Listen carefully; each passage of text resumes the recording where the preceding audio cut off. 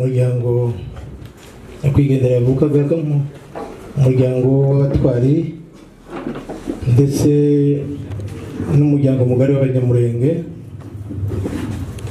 ndetse n'abakongomani muri rusange kuko Gakungu yabivuze ntabwo Maître Bukuru yavugiraga abanyamurenge gusa kuko abantu bamwe babitekereza kuko yamaganaga ubwicanyi aho bwakorerwaga hose muri Kongo.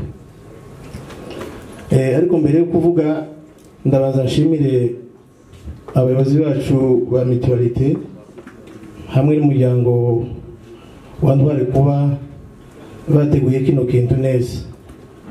Ndukuri ku giti cyanje ndabashimiye cyane kuko ndabona ibintu babikoze neza. Umuntu nka Bukuru Ntwari ni umuntu w'abanyamurenge yarenze umuryango we, ni byiza ko tumwunamira gutya ndetse bizakomeze n'abandi bantu bagize umumaro babaye ab'ingenzi mu bwoko bwacu tuzajya tubizirikana tubahe aka gaciro. Nk'uko umuyobozi wa gahunda yarambwiye nta mwanya uhari wo kuvuga amateka y'umuntu, mwabyumvise bayavuze mu ncamake kandi tuba dusiganwa n'umwanya, ariko nashatse kugira ibintu bike mvuga kuri Maître Bukuru Ntwari Wayne, ibintu bimwe wenda batavuze hariya mu mwirondoro. Maître Bukuru njyewe namumenye ngo mu 2003 igihe yakoraga mu kinyamakuru cy'Umuseso, abantu benshi bari hari hakurya barabizi. Icyo gihe twamenyanye bisanzwe cyane ko yari umuntu mukuru tutanangana ku buryo wenda dusharinga ibintu byinshi, ariko uko bamuvuze niko yari ameze. Ni umuntu wagiraga ibyishimo kandi wahaga agaciro umuntu wari wese atitaye kuri yaje yiwe, uko umuntu yabaga angana kose yagutegaga amatwi ukaganira atagusuzuguye. Twaje guhurira aho yigiye kuri kaminuza Unilac, yaje nyuma yacu tugiye kurangiza. Yize kaminuza ari mukuru, mwabyumvishe igihe yavukiye yari afite imyaka myinshi, ariko yabanje kuja mu bindi bintu by'ubuzima busanzwe, yahita komeza kaminuza aza kuyizaho nyuma. Ari umuntu mukuru, turabana twari mu myaka ya nyuma arimo atangira za Unilac, ariko yari umuntu wakundaga abanyamurenge cyane. Mu by'ukuri hari ikintu yavuze muri iyi minsi ya nyuma avuga ngo abantu benshi barabizi mwabanaga ku mbuga mu audio, yaravugaga ngo usibye ijuru nta kindi kintu kimurutira umunyamurenge. Mu by'ukuri Bukuru yakundaga abanyamurenge kandi akabyerekana. Icyo gihe twarasabanye bisanzwe, ariko twaje kumenyana cyane tutakibana. Naraje hano guhera mu mwaka wa 2016, hari agatabo nanditse, noneho aza kukabona. Amaze kukabona ashaka nimero zanje ntazo yari afite, aranyandikira muri 2016 cyangwa 2016 anshimira cyane cyane. Ni umuntu wagushimiraga ukaza wumva yakabije. Yaranshimiye cyane, ariko arambwira ngo ikintu cyamufashije cyane ngo ni ibintu by'amaevenema. Nari nagerageje gukora liste z'abantu bagiye, abasirikare cyagiye baguye mu ntara zitandukanye, abitindaho cyane. Nuko tuba turamenyanye, yaje gufungura imbuga, murabizi imbuga nyinshi tugenda tuzibanaho, ariko ahita ashiraho gahunda. Arambwira ati nimwemerere, agira umugambi wo kuzandika igitabo ku bwicanyi bw'abasirikare no kumenyekanisha ubutware bwabo. None ndakwinginze nyamuneka, nabonye uza amateka y'abasirikare, none nifuje ko tuzafatikanya kwandika icyo gitabo. Ndamubwira ngo nta kibazo, igihe nigikunda ndubona ko ari ngombwa tubitangira uzambwira. Turatura nihuse, intambara zirabi iwacu nk'uko mubizi.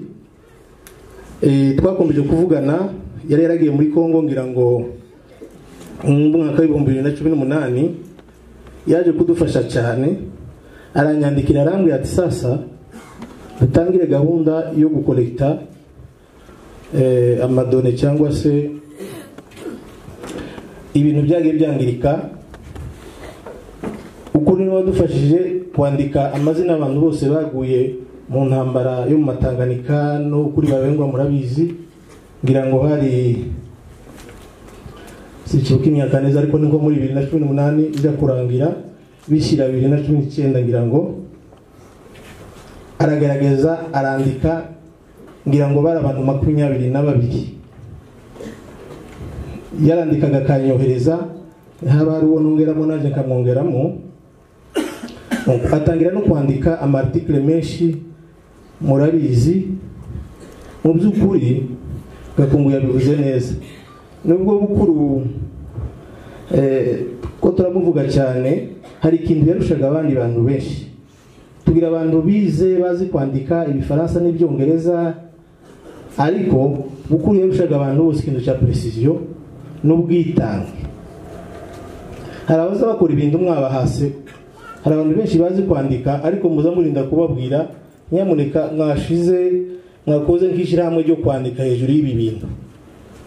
Metere Bukuru wese ko yarameze, yakoraga wenyine, agakora yamara akabiparataje n'abandi wenda ashaka ko bamukosora cyangwa ari byo bongeramo, ariko kera iwe yabikoze. Ni umuntu wari waritangiye abanyamurenge mu by'ukuri, sinzi amagambo twokoresha, kandi ikiza kibabaza abantu baza bamenya agaciro k'ikintu ari uko bagitakaje. Cyo kintu kiza kimbabaza cyane by'ukuri. Metere Bukuru Ntwari akihari yandika, simbamya ko ari n'ubufasha abantu bamuhaga. Wagira ucyo ugasanga evenema yose ibaye niwe muntu wa mbere wandikaga article, ukayibona yatangiye kunyanyagira ku mbuga nyinshi. Twabuze umuntu ukomeye bene data no kwihangana, ariko turamuzirikana. Bukuru yaguye ku rugamba rwo kwirwanaho kimwe n'abandi benshi. Intwari ntabwo izipfurwa ikirago, intwari igomba kugwa ku rugamba, nicyo kiranga intwari nyinshi. Bukuru rero yaradufashije kuva icyo gihe, yahise ambwira ngo dutangire gahunda yo kugerageza kwegeranya ibintu byose byagiye byangirikira iriya muri buriya bwicanyi cyangwa se jenoside. Ndetse n'izina rya jenoside niwe warizanye. Twigeze kurijaho imbaga mpaye mubwira si jenoside ubundi dukabije cyane, ntiyo bibaye ubwicanyi busanzwe bugenda tukazaba tureba. Arankonveka ariko yareze n'amategeko, ndabyemera, tujya muri uwo murongo uko ari jenoside ikorerwa abanyamurenge. Yari mbirimbanyi mu by'ukuri y'uburenganzira bwa muntu, kandi akanga akarengane, mwarabibonye, kandi akabikora atitangira, atareba risk irimo. Hari abantu benshi nabo bashobora kuba babikora ariko bagira ubwoba bwinshi cyane, iyo nakoze akantu agakora yishe. Ariko Metere Bukuru kubera akababaro intambara yari yaramuteye cyangwa no bwicanyi, yari yaravuye inyuma. Twese twahuraga tubivuga, tukavuga tese buriya Bukuru kweri iriya si risk ikomeye cyane. Mwarabibonaga yabivugaga ataryo umunwa, rimwe na rimwe akaja no ku bitangazamakuru byahariya mu Rwanda, murabizi. Ikindi kintu mwibukiraho, mu by'ukuri biriya ibintu by'intambara ya Murere, yigeze kumbwira arambira ngo intambara ya Murere niyo yamwiciye se, byatumye yitanga cyane kumenya. Niyo ntambara nubwo n'izindi yarazizi, ariko niyo yagerageje kumenya amakuru yayo kuriya Gakungu yabivuze azamamenya ngo Murere yatangiye ku itariki zinizi hari kuwa kangahe mu mwaka wa 1964. Imyaka ya kera ataranabaho ariko akayihiga akamenya itariki. Ibyo bintu dutakaje umuntu ukomeye cyane tutazabona n'undi umutsimbura. Mu by'ukuri abantu bagira umuco wo kuvuga abantu iyo bamaze gutabaruka bakabagira beza cyane kuruta uko bari bameze, ariko Maître Bukuru Ntwari we siko yari ameze. Njyewe ndakintu twari dufana mu buryo bwo mu maraso, ariko yari inshuti yanjye kubera ibintu twari twarahuriyeyo, kandi ubwo bushuti niwe wabutangije. Umuntu wa felicitaga iyo wakoraga nk'akantu, hari abandi bantu bagira umuco wo gukritika, wagira nk'akantu yakabona agatangira gukosora mbere yo gushima, ariko Bukuru siko yari ameze. Yaragushimiraga no guha amakosa akaba yo yareka kugira ngo ataguca intege, kugira ngo ukomeze, kuko n'umuntu zanibuka ko yigeze kumbwira ngo tugomba kuzashaka uburyo iwacu hazubakwa hazasite memoriale n'inkinzibutso, tugashiramo ngo amazina y'abantu bose b'intwari. Ni bene ibyo bintu nibyo yabagamo, gutekereza za biblioteke zigomba kuba iwacu n'ibintu biranga amateka y'iwacu, no kugenda yita amazina y'ahantu. Murabizi nk'ikibuga cy'indege cyo Minembwe yari yapropoje ngo kuzitwe bazacitirire Honorable Gisaro, n'iby'ahandi akagenda avuga bari abantu bacu dufite tuzi batabarutse bari intwari. Nubwo ubuzima rero yari yaritanze. Numvise ubuhamya bwa madamu we avuga ko ngira ngo ibintu byo mu rugo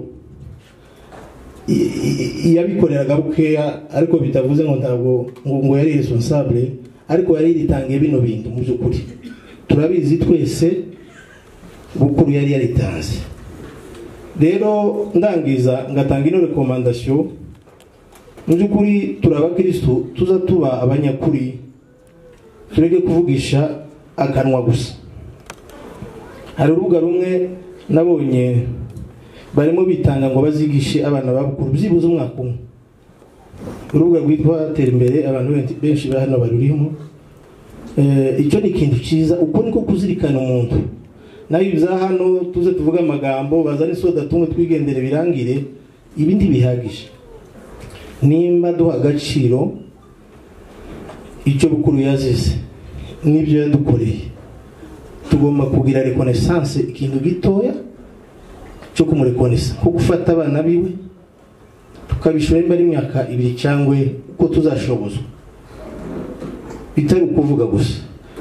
Rero ndangije nje kurangiza, reka nje kuri nanje mvugira ijambo. Bukuru yaguye ku rugamba kimwe na Bamaremu Nicolas n'abandi ndetse urugamba yarariho nibwo rukomeye cyane. Abantu bazi wenda ngo kurasana nibyo bikomeye, ariko amagambo niyo azarangiza intambara, niyo azavuga irya nyuma, kandi niyo akomeye cyane. Intambara yego iravuga nayo, ariko kubwira abantu bari kure iriya mu mabiro batageze kuri tere, kubabwira no kwandika, kandi yarabikoze. Ndatekereza ko inyandiko za Bukuru zageze no muri Nations Unies. Ntabandi atandikiye, nubwo batamushubije, nubwo nda reaction barakora, ariko turabizi ko biciye muri Bukuru n'abandi bazi byabaye, nubwo babyirengagiza, bazi birimo bitubaho. Rero Bukuru reka turekera aha, tumwifurije iruhuko ridashira, kandi turizera ko amaraso yiwe ari ifumbire azatugeza ku bintu bikomeye. Mukomeze mwihangana. Mu by'ukuri ntibyoroshe kuvuga kuri uyu munsi Bukuru umwe twakoranye, ndashimira bwa mbere komisiyo yatekereje ko ushobora gufata ijambo. Ni benshi bari bakeneye kuvuga uyu munsi. Bukuru Ntwari namumenye mu 1996 Rwamagana duhuye, ndamwibwira aranyibwira. Nari umwarimu kuri secondaire yitwa Saint Aloys Rwamagana, turaganira aho twari duhuriye.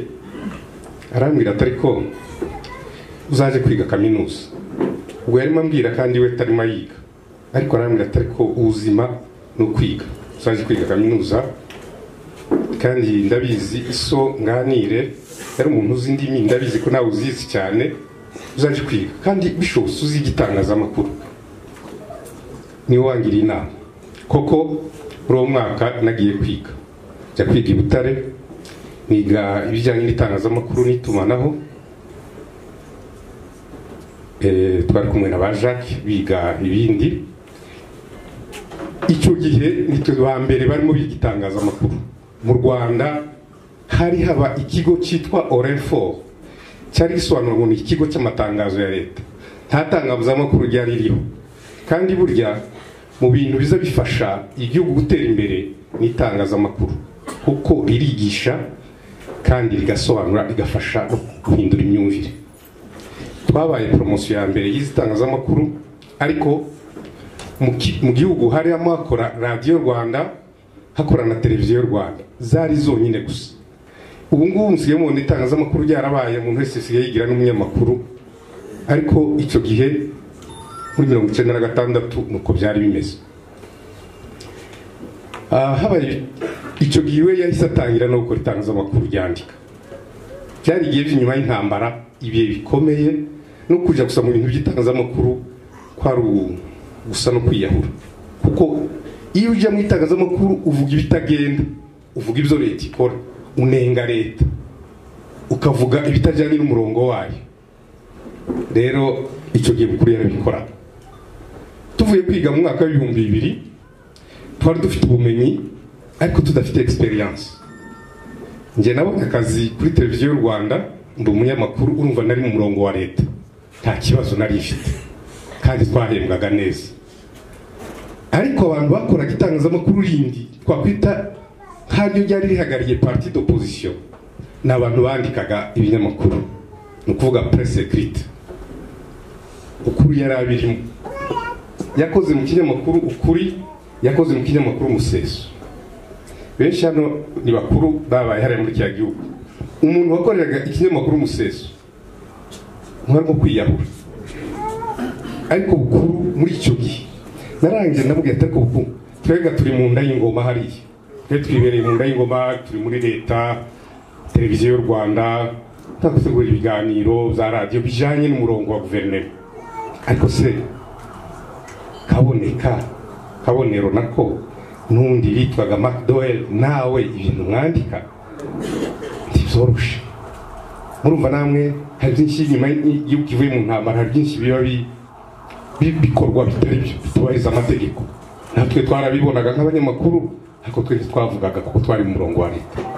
Ariko Bukuru akabyandika, akabivuga. Nyuma turaganira, twahuye mu 2000, nibwo twaganiriye neza. Icyo gihe 2001 ndagira ngo duhura, twahuriye ahantu kuri École Belge, hariho restaurant turicara. Bukuru yari umugabo mwiza ku isura, yari n'umugabo wambara akaberwa. Uwo munsi aravuga ati grand frère uraberewe pe. Arambwira ati ariko wambara neza. Ndamubwira ati, arambwira ati ariko burya kwambara neza ngo bipfira mu isogesi. Ndamubwira ati gute? Uburyo umugabo uzi kwambara uzomurebera ku isogesi. Umuntu wambara ipantaro y'umutuku agashiraho isogesi y'icyatsi kibisi, bijya byapfuye. Buriya bayumbe muzamugerageza, nzambona bamwe baza gusirimba hano, murasirimba yambaye isogisi y'icyatsi kibisi, burya byapfuye. Cyane n'abarevera bacu muzamureba amasogisi mwambara. Isogisi igomba kuba ibara rimwe. Ntabwo naje kubasetsa, ariko ni ukuri. Yambwiye ijambo ntazibagirwa, arambwira ngo hari ikintu cyitwa mariage de couleur. Mariage de couleur abagore iki gihe basigaye mubyita mu kujyanisha. Buriya ngo ugomba kwambara gutya, iyo wambaye iri bara ngo rijana n'iri, ikajana na sakame, kandi iyo umuntu yambaye ari umugabo yambara gutya kikajana gutya. Mariage de couleur, muza muyizirikana. Ndimo ndareba bambaye amasogisi nyine hano. Bukuru rero mumbabarire nkomeze gatoya. Bukuru rero umugabo ureba kure. Uwo munsi yambwiye ibintu ntazibagirwa. Arambwira ati ariko siboma kubizi itangazamakuru. Kwitangazamakuru ribereyeho kwigisha, ribereyeho gutanga ubumenyi, ribereyeho guteza imbere abaturage. Niki twakora imurenge? Utekereze muri 2000 urakora kuri televiziyo Rwanda, ufite ubumenyi wawe umuyobozi, uratekereza iki wacu. Dukora projet ya radio Minembwe, niyo twayikoreye hagiye iruhande rwa Ecole Belge,